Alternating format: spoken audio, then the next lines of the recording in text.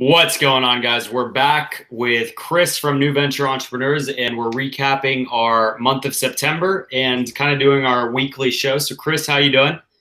Doing good, man. Just working hard, putting up a lot of designs up, getting ready for the fourth quarter. But other than that, everything else is pretty good. How That's about right. you? Today's the first day of Q4 officially, October 1st. So, It is. You're right. pretty fired up. Pretty Yeah, fired. it feels like it hasn't been that long. Like I've been so focused on merch. Like I started this in February, and it's like already in October. It feels like it's been going pretty fast. I Wow, guess that's crazy. that just shows my excitement for the business itself. So, this is your first merch quarter four, yeah? It is. Yeah, and I'm pretty excited about it. Yeah, we'll get into it. I'm talking about my September, so yeah. But you've been through some e-commerce Q4s before, like on eBay and some of your past businesses, right? Just okay. So when I did my private label business with Amazon, I started that in December. Like December 21st is when I made my first sale with private label, and then it just like shot up after that. So I didn't really get the full effect of it for a private label. I really felt it with eBay. So I already know how e-commerce is with the fourth quarter. So that's pretty much about it. Other than that, I haven't really felt it for any other platform. Cool. I'm fired up, man. So should we get into numbers? Do you wanna lead us off? Tell us about your month and Let's do it. the usual questions. Yeah. All right. So start off. The tier is 500. So I still have not tiered up. I do have 497 designs up. Same thing. I've been taking some things down.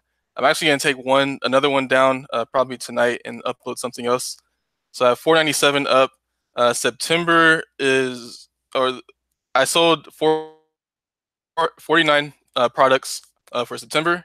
Nice. And that's a huge increase over August. September is actually my biggest month. So August and June were the biggest month for me before with 39, but now September is pretty much past that with 49. I'm pretty excited about that. I'm really excited to see what October is going to do. Yeah, man, it's pretty huge.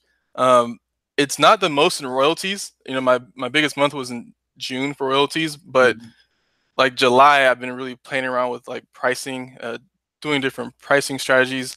So now I'm at that like happy medium with higher prices and lower prices. So it's kind of like just balancing in between right now. The number of products that sold for September is 26. So I sold 26 different products. 10 of those different products are pop sockets. So they are just making some pretty good sales for me. Awesome. It just since I'm selling so many of them, I kind of think that I should upload more than what I have. Like I haven't really uploaded a pop socket in over a week maybe. Yeah. So like some things I probably need to take down and upload more pop sockets because there's still a lot of potential with pop sockets in my opinion at least. So what's your strategy with pop sockets? Are you just using your t-shirt designs and then putting them on there, if you don't mind sharing, or are you? No, that's what I actually did at first because I had the designs already made. But once I started doing some more research with pop sockets and kind of getting to feel what sells for those, I started doing more designs specifically for pop sockets only. Cool. For the most part, I'd have to say there's only like, I don't know. Yeah, there's just a lot of pop sockets selling for me, so they're doing pretty good. And then what about pricing on those? Are you pricing at $14.99, $14.95, or lower, higher? Like, how do you think about that?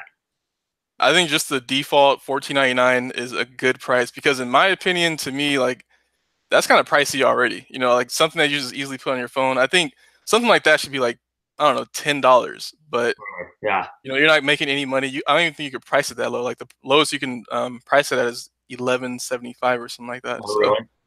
I didn't even know. I don't go below $13.95. So yeah, I mean, so $14.95 pretty much the default for me is a pretty good way to go. Cool. I have been uploading. I'm getting ready for Christmas, so I've been uploading some Christmas designs. I already sold one already, so that was pretty amazing. Someone's leaving early, like that's ridiculous. The beginning of October, or I guess September for you still. It's crazy. I started uploading probably like towards the middle of September or a little bit before. I don't know. I think that December is going to be have a lot of traffic to Amazon, and you already hear about previous times where they kind of had that freeze on uploading. I don't want that to happen to me at all. So I already started getting uploads ready. And what I did was that it was something so simple. One of my top selling designs, I just put like a Christmas hat on it and on the image, Oh, and nice. it sold. So that was pretty Cool. amazing. Something as simple as Yeah. that. Yeah. That's crazy how you can just make a simple little tweak to one of your best sellers and it just goes. Like that's a really good strategy to use. I need to start doing that a little bit more. Yeah, test it out. You know, it may work because people are really into that niche that I work with or work in a lot. Um, so some strategies, some things that I have been doing is opening up different social media accounts. So we've talked about it before. We already talked about Spark. Mhm. We've talked about Pinterest. So I'm getting more involved with those. I'm uploading more consistently to those. I've also opened up a Twitter account. Oh, So nice. for the brand. Yeah. And one way for me to manage all that is with the platform called Hootsuite. So you just connect all of your different social medias to Hootsuite, and you can just make a post to the different social media platforms all on that one platform. It's pretty amazing, and That's it's all fun. for free too. So if anyone is interested in doing that, go ahead and check that out too. If you do social media, Does it do Pinterest as well? I've used Hootsuite in the past, but mostly for like Instagram and Facebook. So does it do like I Pinterest haven't I stuff? haven't tried it with Pinterest yet. I just made the account really. So I haven't really like played with it. Sure. So I will find out more about it for sure. Cool. I mean, how do you feel about social media with this print-on-demand business? Do you think social media helps, or do you think it's not really necessary? Yeah, I mean, so my mindset right now is that I kind of am segmenting things. So, like, I look at it where Spark and AMS, like, that is going to be for Amazon only. That's for merch only. And then right now, I'm using like Pinterest to funnel traffic to my merch listings, but that's only because I don't have enough listings anywhere else. So I don't have like enough stuff on Etsy that I would want to drive traffic to, right? Makes sense. Facebook, if I were to do like Facebook ads, I don't think that I would drive the traffic to Amazon because I mean, just because I feel like the margins are so low, to me, it doesn't really make sense. I'd rather use the same amount of money and drive traffic to, like a Facebook page built for my brand or a Shopify store, because then you get not only the sale and your sale has a bigger margin, hopefully built in to absorb some of the cost of the Facebook ads, but also you kind of get the residual effect of someone that's like also going to hopefully follow or like your brand versus on merch. I feel like you don't get any data on the customer. So I just feel like it's a little bit of a waste to me to drive traffic from Facebook ads, but I could be totally wrong because I haven't really done it. So I've heard of some people having success with it, but I don't know. What do you think? Like, Well, going off what you said, I have been using the AMS store or the Amazon storefront with the Amazon advertising. So I've been putting a lot of focus on that lately.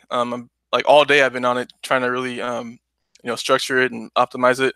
I think personally that if you drive traffic to Amazon and make sales, you're just putting yourself in a very good position because you already know Amazon has the most customers.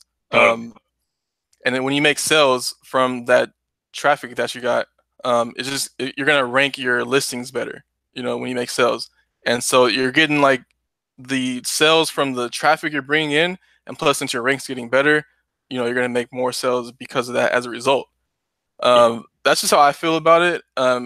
Plus, I love that Amazon put out that feature to make a store.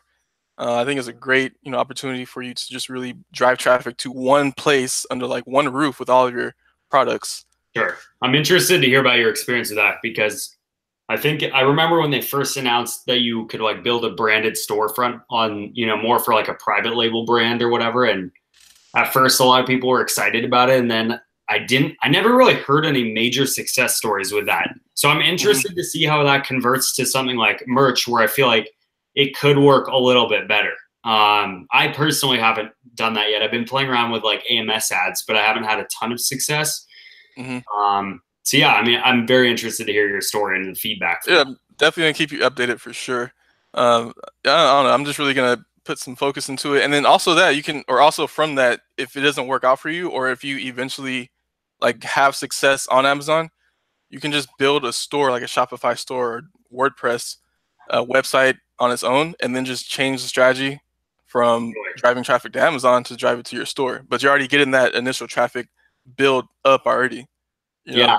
I think the most important thing you said is just that if you are investing in ads to the merch, like to the all your Amazon products, it's all about the BSR and getting them boosted up, just like a private label product or anything else. Like you're getting it boosted up with the idea that eventually your organic traffic kicks in so much that the AMS or whatever ads you're running is like chump change in comparison to hopefully the organic side. So Right, and that's just like what Brianna said when we had our video like a couple weeks ago. yeah, She said that she learned that it's all about volume, you know. So totally.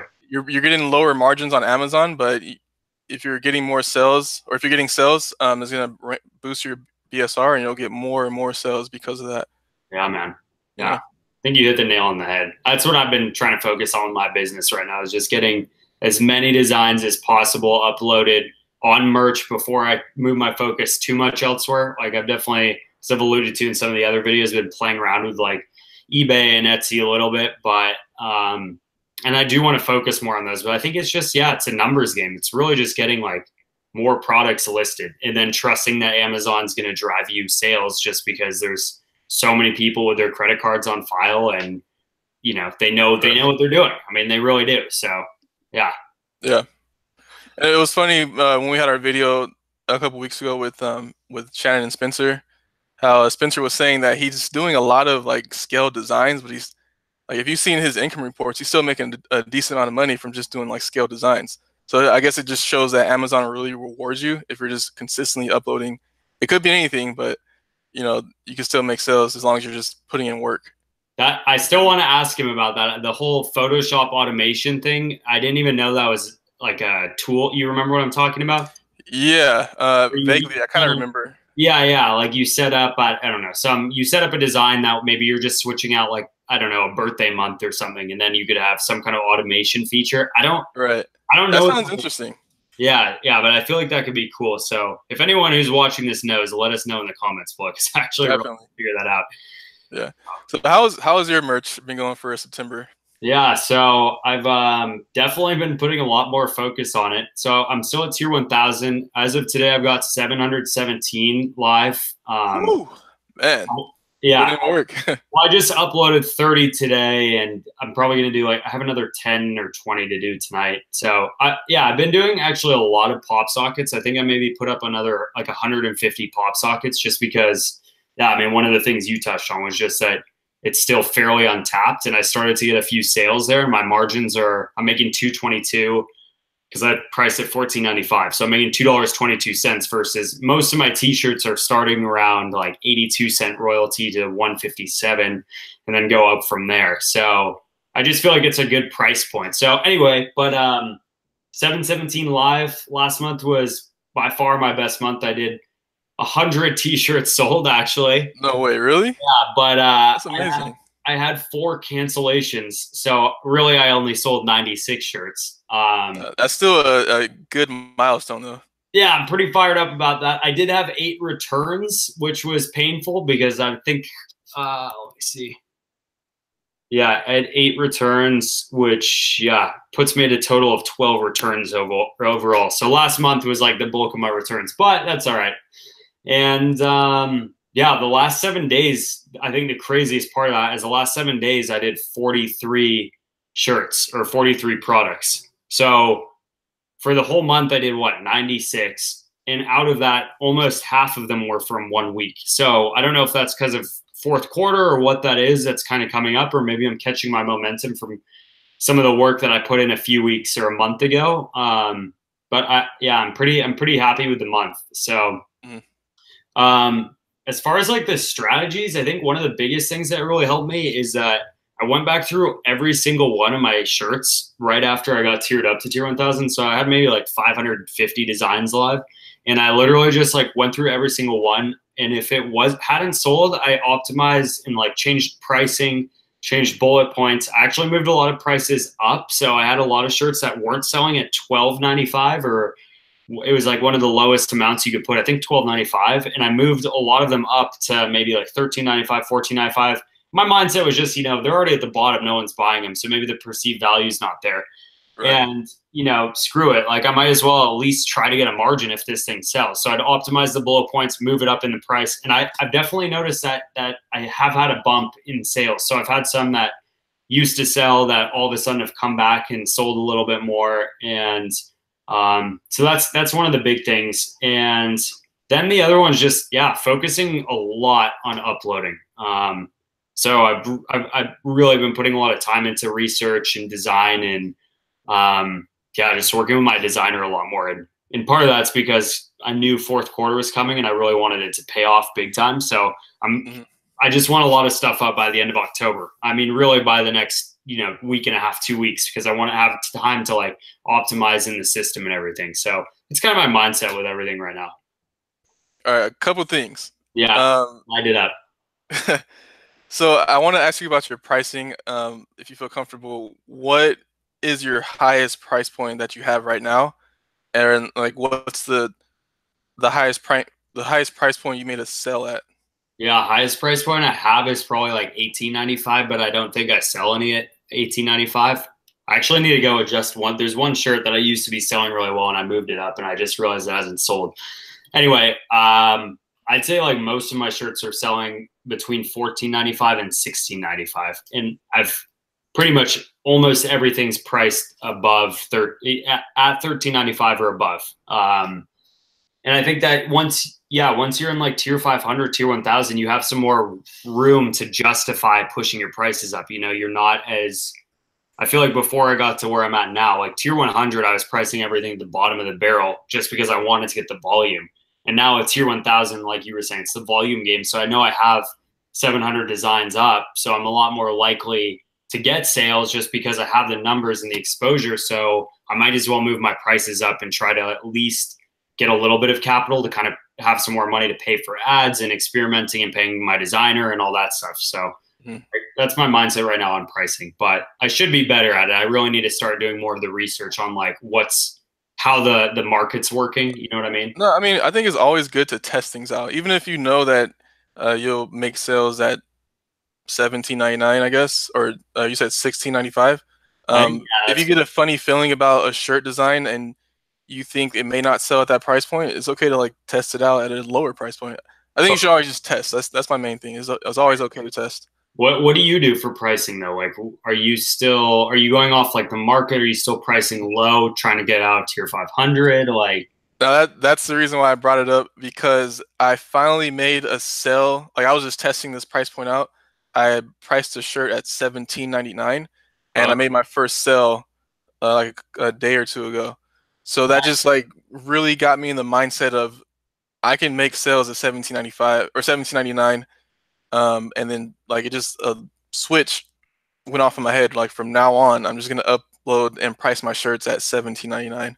Yeah, because when you make a sale and you get the royalties, I feel like it might balance out. Like if you're selling a shirt like $12.99 or something like that, you're not gonna get much in royalties. Yeah. But when it comes to volume, you might make, let's just say you might make like, I don't know, $4 and you have to sell so many shirts. If you sell a shirt at $17.99 and you make a sale, that's gonna like balance out to all those other shirts you sold. You know? Yeah. So all my other price points or all my other shirts priced low, I'm gonna still do my strategy of increase the price after each sale. But from now on, each shirt that I upload going forward is gonna be $17.99. I'm just gonna that's a test for me, just to test it out, see how it goes, really. Totally. Yeah. Keep us posted, because I think it's, especially we're both in Southern California where, everything's expensive. But to me, $16.95 for a shirt is still cheap to me, especially when you're only paying, it's free shipping. Maybe you pay like $1.50 in tax or whatever. But like, I don't know, most stores you going down here, it's like $24.95 for a shirt. Oh yeah. Like the online targeting I get on Facebook, most stuff, it's like $19.95 for a shirt, plus you pay $5 in shipping and handling. So like, I just think that there is that weird feeling of like a $12.95 shirt. For me personally, if I see that when I'm shopping, I'm actually probably not going to buy that, because I don't equate that with like value, unless it's a plain t-shirt like the one I'm wearing. Otherwise, like, it's something about that price seems a little odd. But that being said, like, that's also maybe a factor of like where we live and everything is expensive here. So maybe that's not the case if you're a buyer from, I don't know, the Midwest or somewhere else. Yeah. Where maybe the cost of living, because the cost of living is lower. Exactly. Yeah. So yeah, no, maybe they're not getting paid as much. I don't know. I don't really know like too much about all that, but you bring up a good point though. I get what you're saying. Yeah. So Another question I had, I just wanted to ask about the returns. Is it really in the same niche, or are you getting like returns across the board in different niches, really?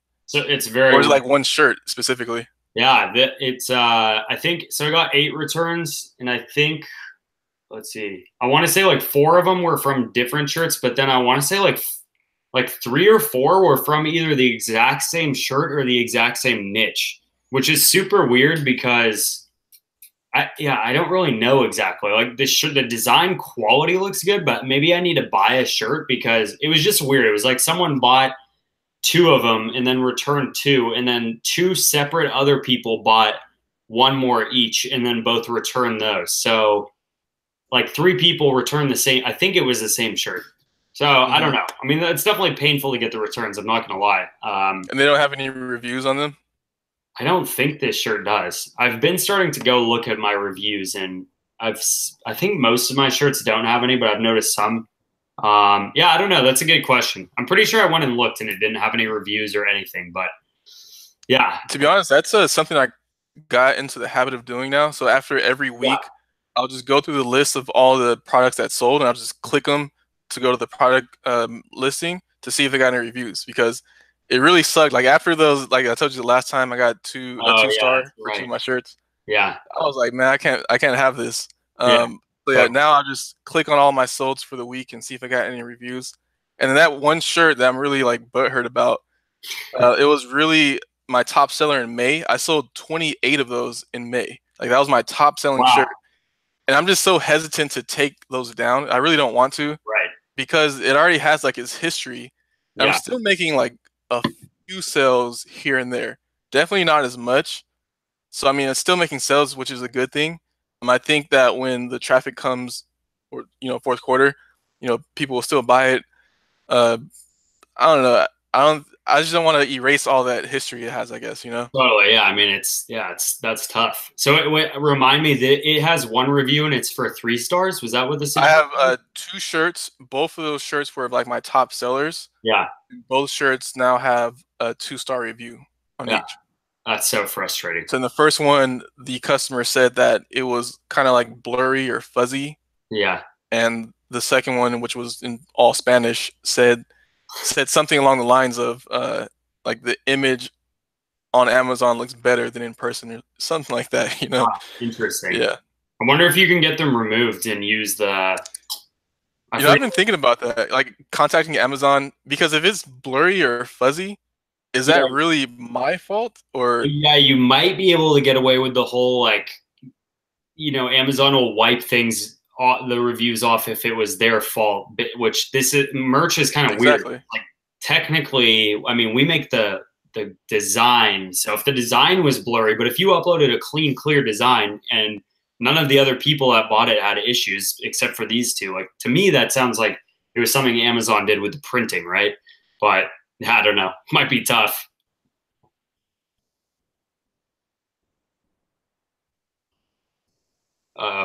Chris, I might have lost you on audio. Oh, there you are. I saw someone left. Yeah, it's kind of going on in and out. We're good now? Yeah, I think so. Just took a second. Okay.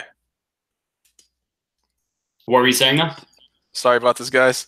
I was saying that I was doing some research recently, and I saw someone left a review on some product I was looking at, and they said that the shirt itself, which is terrible because it had a whole bunch of like spots on it, and it clearly wasn't the designer's fault at all. Just Amazon had left like spots and stuff on the shirt, and it looked pretty bad. And the reviewer like left pictures on it.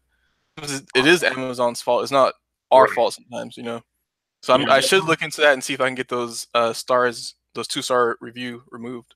Totally. I mean, it's also it's frustrating when the quality is out of our hands, but I guess that's part of the whole, the platform and the program. And then again, I mean, merch by Amazon's only 3 years old, so hopefully there's a lot more time for them to kind of get this feedback and start improving things, which hopefully they will. I mean, we'll see what happens though, right? It's funny you say that. I mean, to me, it just feels like they've been around longer than what they actually have. Like, yeah, you're right. It's only been 3 years, but to me, like they're still rolling out basic features slowly but surely. Like they just updated the analyze page. Like they just updated that. I know it's the Like come functionality on. is pretty Yeah, questionable still. So, which it's crazy. Yeah, I yeah. don't understand. Um, so another thing is I've been training my designer to upload to different platforms. So that's one thing I've been focusing on as well. If you guys have designers at all, it's probably not a bad idea to do something like that. So you don't have to put so much work and focus on just merch. You can still get designs uploaded to different platforms without having to put so much focus, or without stretching yourself out. I mean, So where are you uploading them right now? What platforms are you having that person upload to? Is it just one, or are they like how's that look? I guess. So the overall goal for me for the business is to upload to Merch by Amazon, Etsy, Spreadshirt, and Redbubble. So right now, well, pretty much what I want to do in the business is upload to Merch by Amazon and Etsy, and then I'm going to hire another person to upload to Redbubble. I just trained my to Spreadshirt. So that's what's going on right now. So like I said, I eventually want to hire someone else to upload to Redbubble.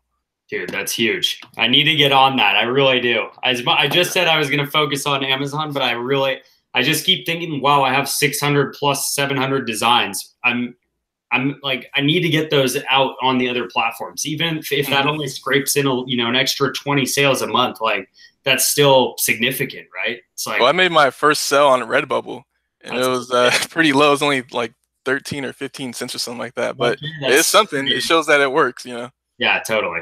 So on Redbubble, because I'm not as familiar, Redbubble, is that when you do you just need to upload the design once and then it publishes across all the products, or how's it work?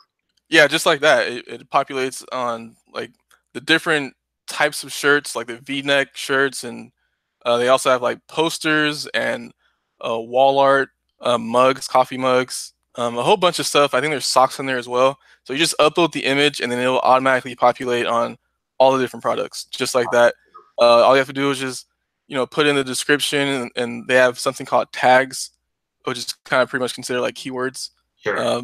So you just upload the tags, and then your price, of course, and that's pretty much it. And you just go on to the next one. The thing with Redbubble though is I notice a lot. I notice a lot of times I have to resize the image because sometimes it'll be on a shirt, but it'll be like too small, so you have to like stretch it out. Spreadshirt, not so much. You just upload the design and it populates pretty good. So yeah, I don't know. I think it is a good idea to get to the other platforms if you really want to do it. Like you said, you have like 700 designs now. Like if you really want to do it, don't go in the hole, and you have like 1,000 listings you haven't even started. So Totally. you might want to get started, I guess, pretty soon, or whatever's best for you, of course. Yeah, sure. No, you're right though. I guess I've been a little hesitant just because I've been so focused on.